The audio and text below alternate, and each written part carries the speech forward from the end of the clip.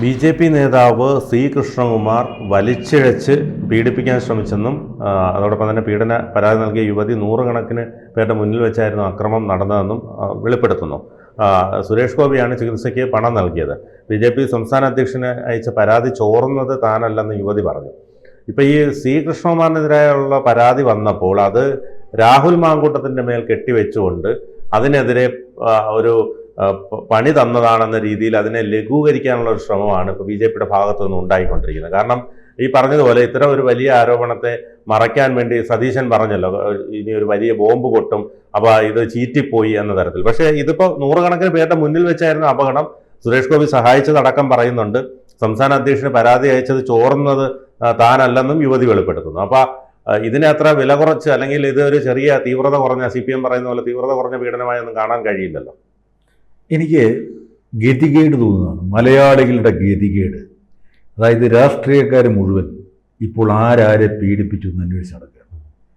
ഇവിടെ മനുഷ്യന് ഗുണകരമാകേണ്ടെന്ന ഒരുപാട് വിഷയങ്ങൾ നിലനിൽക്കുകയും ഈ രാഷ്ട്രീയക്കാരുടെ പീഡനം, ആരാരെ പീഡിപ്പിച്ചു, ആര് പെണ്ണിനെ തോണ്ടി, ആര് പെണ്ണിനെ നോക്കി, ആര് കമൻ്റ് അയച്ചു, ഇതൊരു ഗതികേടല്ലേ മലയാളികൾ?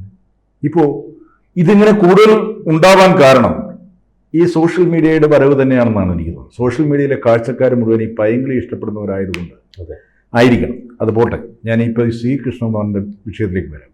എങ്ങനെയാണ് സംസ്ഥാന അധ്യക്ഷൻ അയച്ച കത്ത് ചോർന്നെന്ന് എനിക്കറിയില്ല എന്ന് ആ സ്ത്രീ പറയും.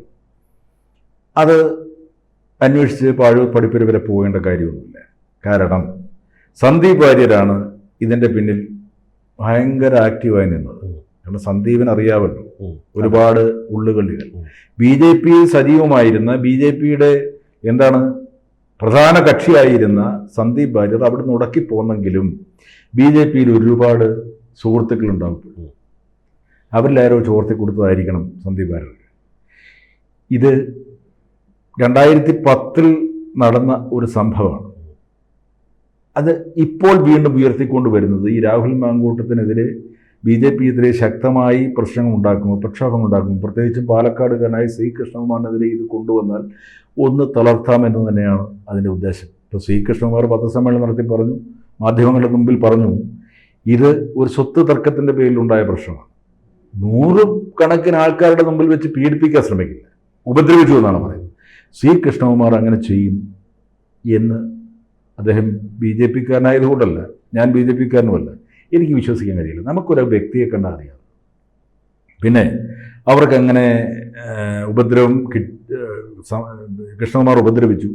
സുരേഷ് ഗോപിയാണ് സഹായിച്ചത്, പണം കൊടുത്തത് ചികിത്സിക്കാനെന്ന് പറയുന്നത് ഒരു BJP-ക്കാരനായ സുരേഷ് ഗോപിയോട് പരാതി പറയാൻ ചെന്നിരിക്കാം ഈ വനിത. ആ പരാതി പറയാൻ ചെന്നപ്പോൾ സുരേഷ് ഗോപി എന്ത് സംഭവിച്ചു? കുറച്ച് പൈസ കൊടുത്തിരിക്കാം. ഇതാണ് സ്വാഭാവികമായി സംഭവിക്കുന്നത്. ഞാൻ പറയുന്നത്, നമ്മൾ കാര്യങ്ങളെ വസ്തുനിഷ്ഠമായി കാണും. ഇപ്പോൾ കോൺഗ്രസ്സുകാർ മുഴുവൻ കൃഷ്ണകുമാറിനെതിരെ തിരിയുക. പ്രതിപക്ഷ നേതാവ് പറയുക ഒരു ബോംബ് പൊട്ടിക്കുന്നു പറയും. ബോംബ് ഇതാണോന്ന് എനിക്കറിയില്ല, അത് ചീറ്റിപ്പോയി, അത് ഏറുപടക്കവുമല്ല, വെറും ഒരു പൊട്ടാസായിരുന്നു എന്ന് BJP-യുടെ നേതാക്കളിരുന്ന് പറയുക. ഈ ചെളിവാരി എറിയൽ രാഷ്ട്രീയക്കാർക്ക് നല്ലതാണോ എന്ന് എല്ലാ രാഷ്ട്രീയ പാർട്ടികളും ചിന്തിക്കണം. ഇപ്പോൾ CPM-ൽ മറ്റൊരു കാര്യം വരാൻ പോകുന്നുണ്ട്. ചീഫ് സെക്രട്ടറി ആയിരുന്ന ശാരദാ മുരളീധരൻ വലിയൊരു പരാതി ഉന്നയിച്ചിരുന്നു.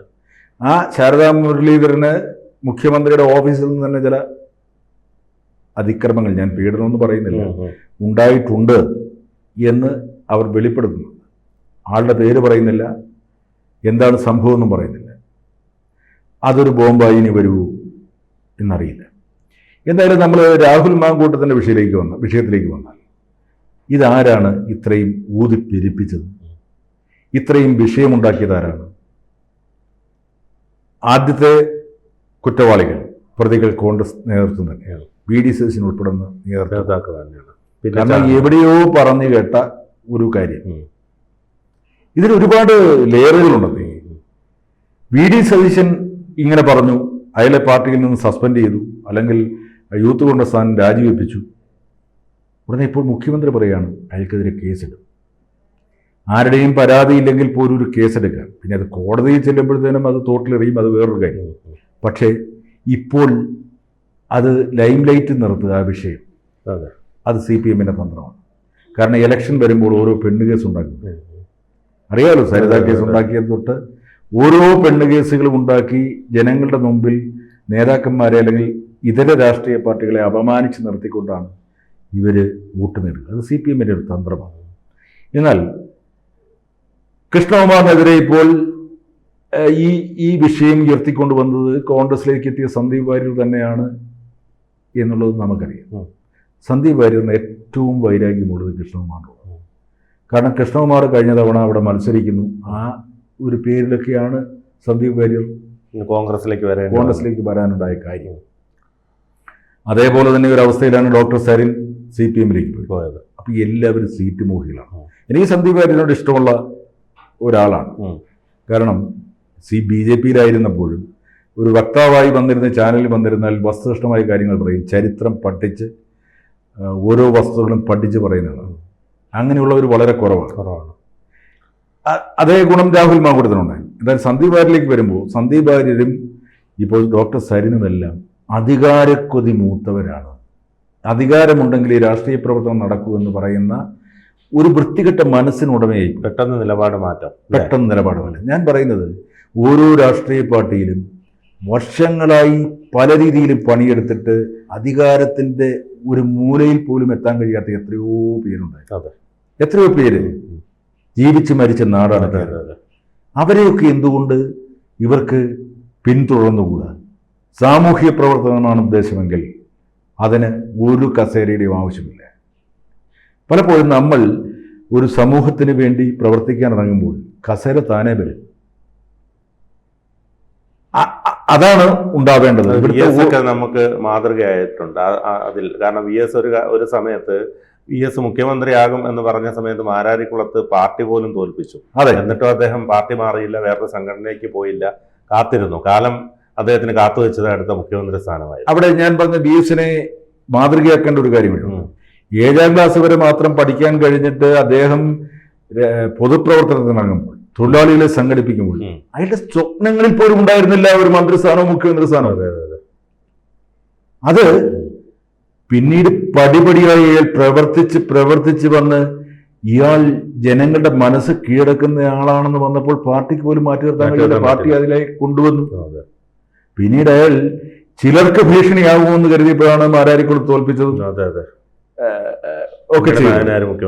അപ്പൊ മുഖ്യമന്ത്രിയാക്കിയില്ല. പക്ഷെ പ്രതിപക്ഷ നേതാവായിരുന്നപ്പോൾ ഇത്രയും നല്ല പ്രതിപക്ഷ നേതാവ് കേരളത്തിൽ ഉണ്ടായിരുന്നില്ല. അപ്പോൾ ഞാൻ പറഞ്ഞത് വെച്ചാൽ നമ്മൾ പ്രവർത്തിച്ചുകൊണ്ടേയിരിക്കുക. നിരന്തരമായ പ്രവർത്തനത്തിലൂടെ മനുഷ്യന്റെ മനസ്സ് കീഴടക്കിയാൽ കസേര തേടി വരും. ആ കസേരയ്ക്ക് അയാൾ യോഗ്യനാണെന്ന് പറയും. സന്ദീപ് വാര്യരായാലും രാഹുൽ മാങ്കൂട്ടത്തിലായാലും ഒക്കെ ചിന്തിക്കേണ്ടത് സാമൂഹ്യ പ്രവർത്തനം എന്ന് പറയുമ്പോൾ മറ്റുള്ളവന്റെ വിഴുപ്പന്വേഷിച്ചു പോയി അതെടുത്ത് വെളിയിലേക്ക് ഇടുകയല്ല. അത് വിട്ടേക്കുക, ഇഗ്നോർ ചെയ്യുക, മറന്നുകളയുക. BJP-യിലായിരുന്ന സന്ദീപ് വാര്യർ ഇപ്പോൾ കോൺഗ്രസിലേക്ക് വരുമ്പോൾ BJP-ക്കാരുടെ വിഴുപ്പെടുത്ത് പുറത്തിടണ്ടെന്നേ. അത് അവരലക്കി ഒളിപ്പിക്കാൻ ശ്രമിക്കണ്ടെന്നേ. ഞാൻ കോൺഗ്രസിൽ നിന്നുകൊണ്ട് സമൂഹത്തിന് എന്ത് ചെയ്യാൻ കഴിയും? ഇപ്പോൾ അടുത്ത ഒരു സീറ്റ് വേണം. ആ സീറ്റ് ഉണ്ടെങ്കിലേ എല്ലാം ആവുമെന്ന് വിചാരിക്കുന്ന ഇവിടുത്തെ നേതാക്കന്മാരാൻ ആഗ്രഹിക്കുന്നവർ, ചെറുപ്പക്കാരെ ഒക്കെ ചിന്തിക്കുക. സാമൂഹ്യ പ്രവർത്തനം എന്ന് പറയുന്ന ഒരു MLA-യോ MP-യോ മന്ത്രിയോ ആകുന്നതല്ല, ജനമനസ്സുകളിൽ പ്രതിഷ്ഠ നേടുന്നതാണ്. അതിനുവേണ്ടി മാത്രം ശ്രമിക്കുക എന്ന് മാത്രമേ ഈ കാര്യത്തിൽ പറയാനുള്ളൂ. കൃഷ്ണകുമാറിനെ നിരപരാധി തെളിയിക്കാൻ നടത്തിയ പത്രസമ്മേളനം കാണുമ്പോൾ അതിനേക്കാൾ സഹതാപം തോന്നുന്നു. ആ മനുഷ്യൻ്റെ വാക്കുകൾ കേൾക്കുമ്പോൾ സ്വത്തിൻ്റെ പ്രശ്നമാണ്. കൃഷ്ണകുമാറിൻ്റെ നിലപാട് വെച്ച് ഞാൻ പറയുകയാണ്. കൃഷ്ണകുമാർ ചിലപ്പോൾ പറഞ്ഞിട്ടുണ്ടാവും ഭാര്യയോട് അതങ്ങ് അവർക്ക് വിട്ടുകൊടുത്തേക്ക് എന്ന് പറയാൻ സാധ്യതയുണ്ട്. എന്നാൽ കൃഷ്ണകുമാറിൻ്റെ ഭാര്യ ഭയങ്കര അടമൻ്റായി നിൽക്കുന്ന, അവരുടെ പ്രവർത്തനങ്ങൾ കണ്ടറിയാം, അവരുടെ വാക്കുകൾ കേട്ടറിയാം, അടമൻ്റായിട്ട് നിൽക്കുന്ന ഒരു സ്ത്രീ ആയിരിക്കും. അങ്ങനെ കൊടുക്കാൻ പാടില്ല, അച്ഛൻ്റെ ഉസ്യത്താണ്, എനിക്കത് വേണം എന്ന് പറഞ്ഞിട്ടുണ്ടാകും. ഇതൊക്കെയായിരിക്കും സംഭവിച്ചിരിക്കുക. എന്തായാലും ഈ വിഴുപ്പലക്കലുകളും വിഴുപ്പ് ചുമക്കലുകളും അവസാനിക്കട്ടെ.